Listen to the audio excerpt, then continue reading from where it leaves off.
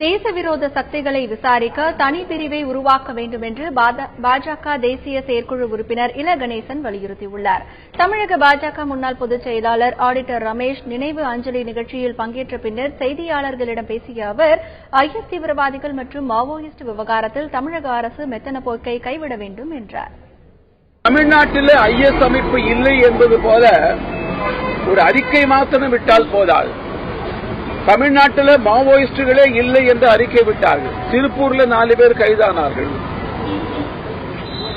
தென்பகுதியில் ஐஎஸ் அமைப்பே இல்லை என்று சொன்னார்கள். கேரளத்திலிருந்து இத்தனை பேர் கண்டுபிடிக்கப்பட்டார்கள். ஐஎஸ் அமைப்பே இல்லை என்று சொன்னார்கள். தமிழ்நாட்டை சார்ந்த ஒருவன் தான் ஐஎஸ்க்கு ஆள் சேகரிக்கிறான் என்று ஊடகத்தில் செய்தி வருகிறது.